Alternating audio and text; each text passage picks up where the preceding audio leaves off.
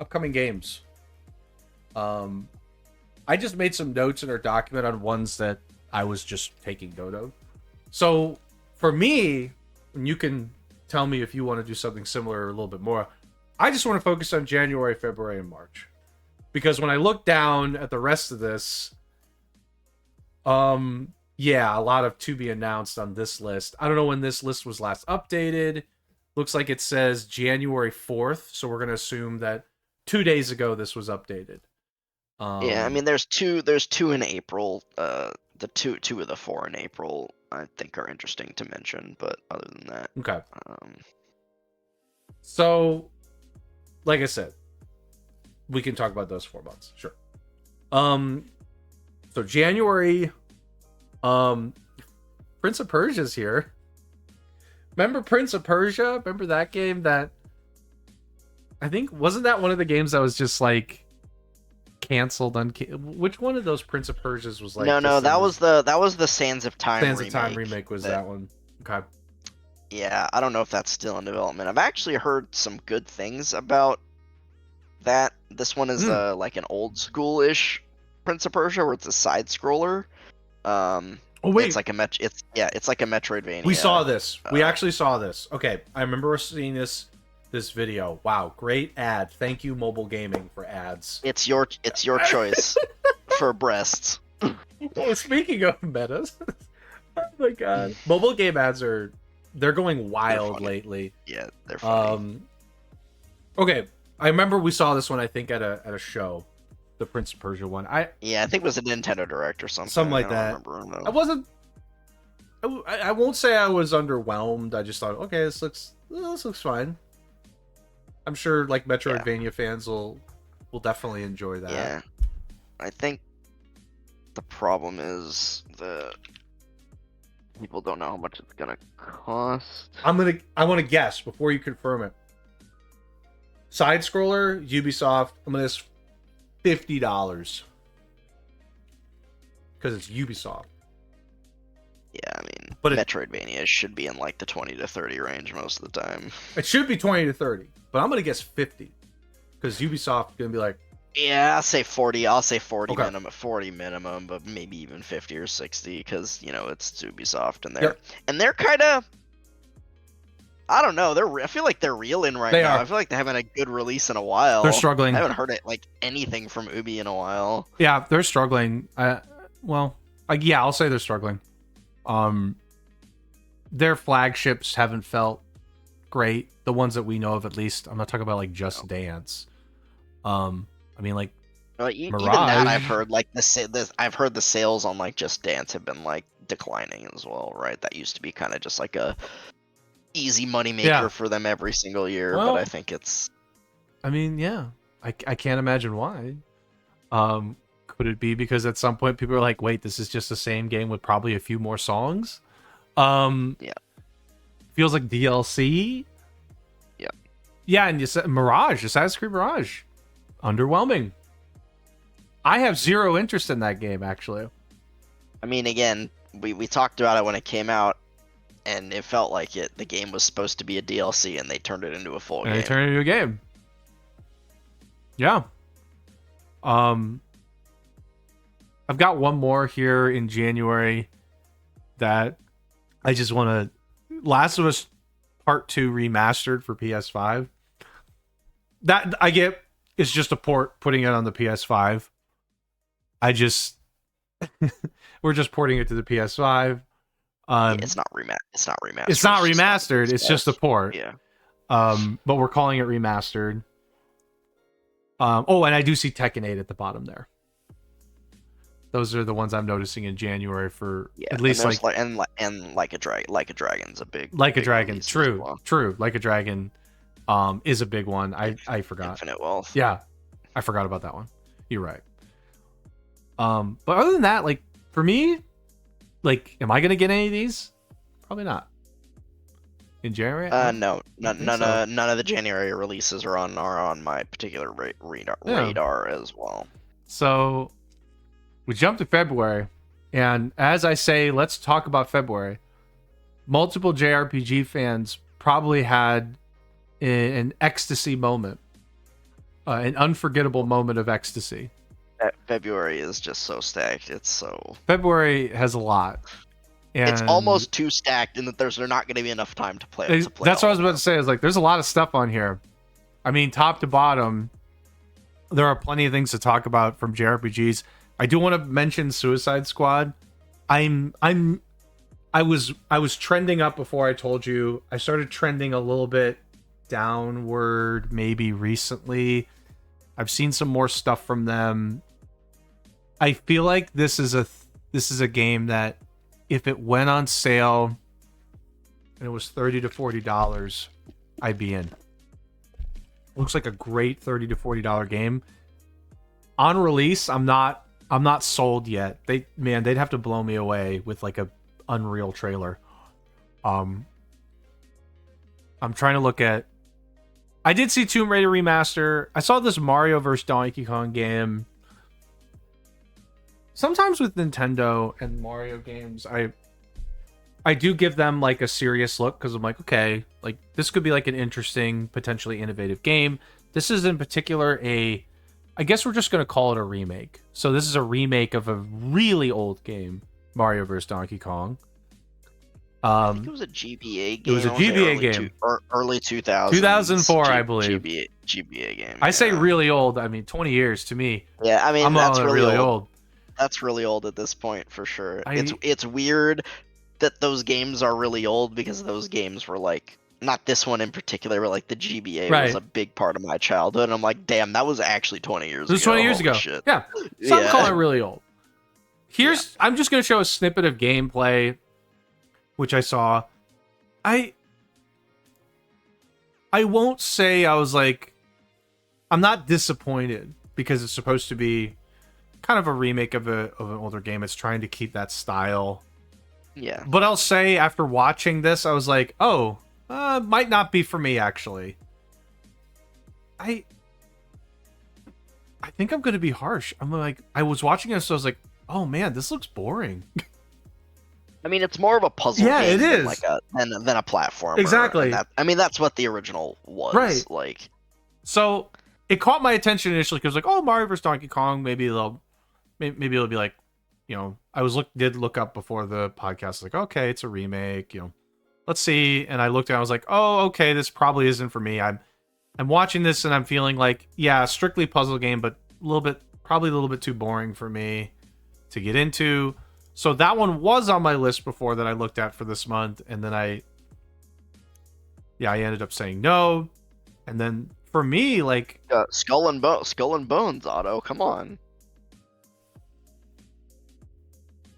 Skull and Bones, aka it's like it's light. It's the Dr. Thunder Sea of Thieves. You know what I mean? It's like you see Skull and Bones and you think, oh, this is like going to Walmart and getting Mountain Lightning. You know what I mean? Yeah. And you taste it and you're like, wow, this is just sugar water. I can't wait to see reviews.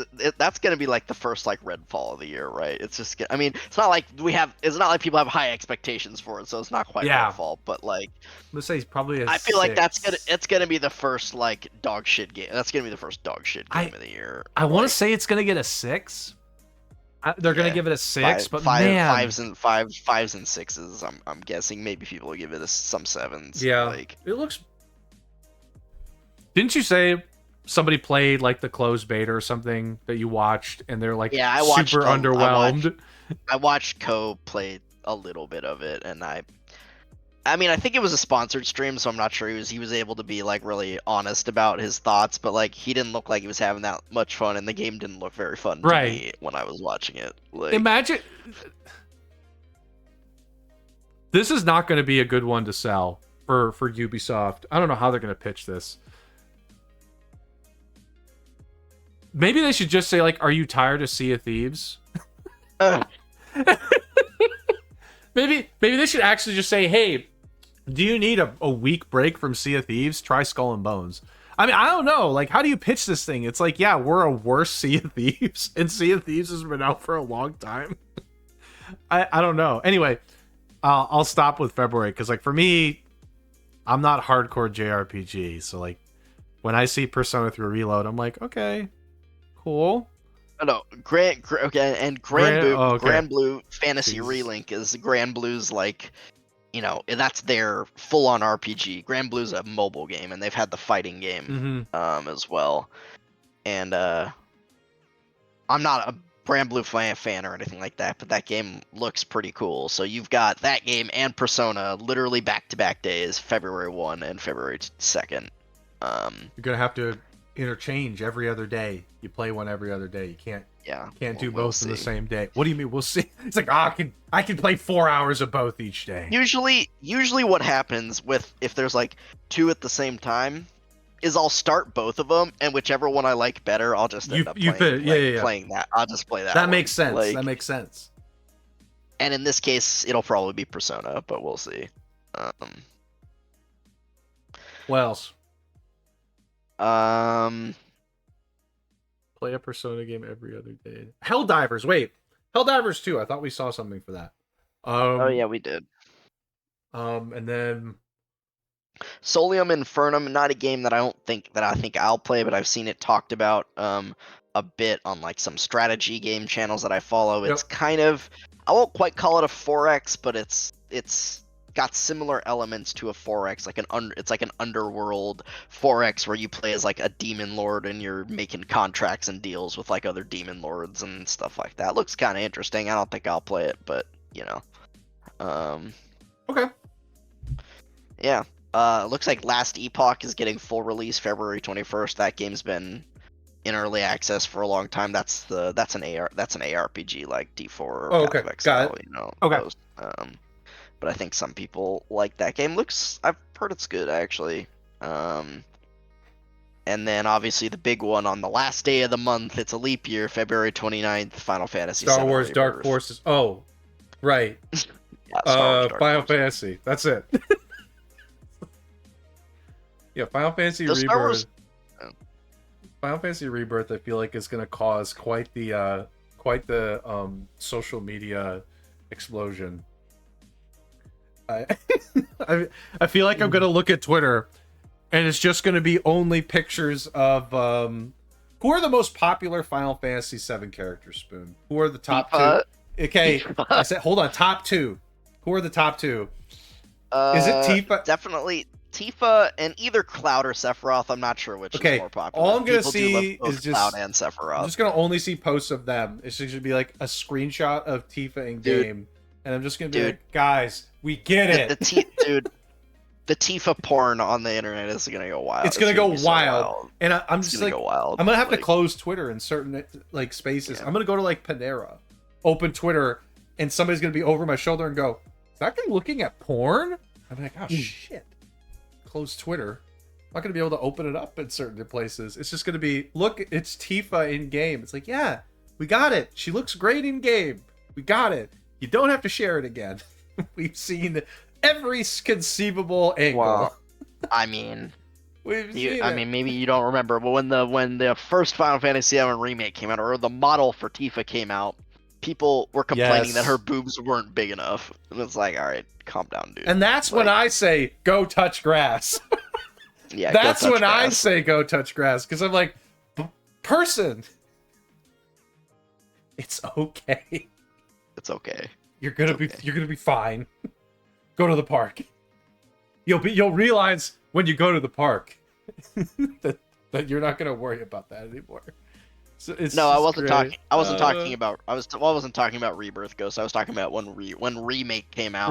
When Remake came out, people were complaining that her boobs weren't big enough. But I'll say, it doesn't matter if she looks the same. I'm only gonna see those. I'm only gonna be like, look, it's Tifa in game again. It's like, we saw it. Thank you for sharing again. It's just gonna be Tifa, Sephiroth, I don't know, Aerith. I'm just gonna see that. I'm like, oh my god, everybody. So, man. Anyway, Final Fantasy VII Rebirth. Get it. February 29th at your local Best Buy. Yep. Okay. March. For March, oh my gosh, Princess Peach Showtime. Spoon. We have Yeah, to see no, what that this game- is. What is this? Princess Peach Showtime. it's the Peach game. We've seen this. I They have, showed but I it at don't remember Nintendo. it. God damn it, Hero Wars. I Spoon, I've seen it, but you assume I remember it. You jump to a conclusion. Yeah, it's the Peach game where she like goes to different worlds and dons different costumes and has different abilities. got We've it. seen it the last couple Nintendo Directs, I think. You assume I remember things. Yeah, I don't have I guess I memory. do. Can we also Boom. I just Boomer Auto can't remember. No, I anything. can't, and it's a real issue. South Park Snow Day. Oh boy. What is this? Oh my goodness. I don't recall this one. Well, that should be interesting. Okay. Dragon's Dogma. Why do we know Dragon's? We saw that before. It's the game that hadn't come out in like 10 years or something. Yeah, the first one The came sequel, out like right. 10 years. Like maybe even more than that. Something like that, yeah. Okay. I remember that one. So those are And you're actually you and I wouldn't expect you to remember this, but you're missing the one game in here that I am actually excited for. I know it. Unicorn Overlord. That's the one. Fucking, That is the one. You want to know why I knew it was that one? Because it's probably the most ridiculous name on the list. So I assumed it was probably like a mech or JRPG game. Yeah, it is a JRPG. It's Yep, made of course by it is. Of course it is. Vanillaware, which is the company that made Odin Sphere, Muramasa, and most recently 13 Sentinels Aegis Rim, which you know I love that game. I know. Yep. A lot of people love that game. This is not like 13 Sentinels. It's not a mech game, but this is a strategy RPG in the vein of the old school Ogre Battle games. Oh yeah, yeah, I remember this one. It's like a squad-based strategy RPG. The beginning of the story is very generic, but hopefully it gets more interesting. Like, you know, evil empire invades your kingdom. You are the prince who gets sent to a far-off land, and you have to come and rebuild your kingdom. Like, Empire bad. I mean, literally the story of the first Fire Emblem game and many other Fire Emblem games. Listen, to be honest. You know what? Maybe they'll have a good twist. I'm sure there's going to be a good twist, a good spin. Hopefully. Maybe even the moon. Maybe even the moon will be involved. You never know. Maybe the moon. But yes, Unicorn Overlord was the most ridiculous name on the list. Therefore, I assumed it was the one you were thinking about. Yeah, that was the one. Next to Zoria, Age of Shattering. What is story premise taken verbatim from the SRPG handbook? Yeah, exactly. Listen, yeah, it's okay to like 50% of SRPGs start that exact same way. Okay. And then in April, you have an Eiyuden Chronicle 100 Heroes. Yep. Finally. That's the one. Woof. Took them forever. It's been a while. That game hot was minute. kickstarted.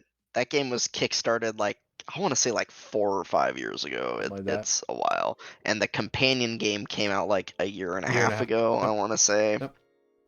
And the game was supposed to come out in 2023, but obviously got delayed until April. But it is finally coming out, which is nice. What's this? Tales. Is this the one you were thinking of? I have no Is this idea a what Tales that of? is. No, it's not. What's the other one then? Manor Lords? Yeah, Manor Lords. I forgot this one. I feel like we've mentioned it before. That one Now I we know. saw. Fucking Hero Wars mobile ads. We saw this one before. It was like a little bit of like an RTS, but then it had the like a town builder. it had a thing town going builder. on. Yep. And then it had some like Total War. Yeah, Total War, looking that's it. Combat, defending your town and stuff That's like right. that. That's what I remember. Interesting game. Yeah, interesting game. Looks pretty cool. PC early access in April, Okay. end of April. So. Oh my god. Well, I'm such a fool. Spoon, I just scrolled down. We completely missed the biggest release of the year. Destiny 2, the final. Screw Final Fantasy. That's a game for losers. Have you seen Destiny 2, the final shape? I can't wait. I'm excited. I can't wait to stop Tannis for the 5th time. Destiny 2 layoff No! saga. The final layoff. No, that's mean. We shouldn't. But yes, Destiny 2, the final shape, the last expansion of Destiny 2 before Marathon comes out, and everybody jumps on that train. Can't wait. Whatever that train is. Marathon being the Escape from Tarkov game from Bungie. Oh yeah, that's right. It's an extraction shooter. Bungie's like, we need something new and fresh. Let's make Tarkov, but with our spin, so it'll have really good gunplay. It's gonna have real good gunplay. They do that well. They do. Bungie does a really good job with gunplay mechanics. Man, they do great. It's amazing. I think the one other game that I want to mention that is in the unknown release date list is Hades 2. That's supposed to be early access Q2 2024, so April, May, or June. Right. So we'll see. Yep. Yeah. So yeah, and we got a plethora of games here. It's a lot. Unknown release dates, but Hold supposed on. to be releasing in 2024. Why am I seeing a Death Stranding iOS? I mean, Are you tired of ordering DoorDash on your phone? Don't you wish you could do the DoorDash experience on your own from your phone? Death Stranding. Oh yeah, Black Myth Wukong is August. That's a game I know people are excited for. And Space Marine, Warhammer 40K, Space Marine. Look at that. Good old Warhammer. I hope that actually requires you walk around. It better be like Pokemon Go. They should make a Death Stranding Go. Oh god. Go to You actually have to make deliveries, so Quest. you just end up being a DoorDash employee It's if you just play that game. It's like, wait, what is Death Stranding Go? It just opens DoorDash. You're now a Dasher. What? When? Go pick up that order from McDonald's. What do you mean? You have a new quest. What is it? Go to Burger King. Why? I don't want to go there. Go to Burger King and pick up a Whopper, then deliver it to this address. Wait a minute. This is just... We won't pay you in cash. We'll pay you in the in-game currency. Yeah, in-game currency. What can I get with that? Well, the thing is, it's not one-to-one. You need to buy gems. You need gems. And we only give you batches of gems. You can't just buy one-to-one like you should. And you need 50,000 gems to purchase a skin. You need it'll give you a bigger backpack so you can carry more. Oh my god. Okay. I don't know. Those are the big 2024 ones that I think we know about. Wanted to highlight. Man, Death Stranding iOS. It better just open Uber Eats. If I get that and it opens Uber Eats, I'm sold. I'm be like, Kojima, you're a genius. This is the funniest thing I've ever seen. Okay. Anything else for the upcoming game release schedule for next couple months? Okay. No, I think I'm good.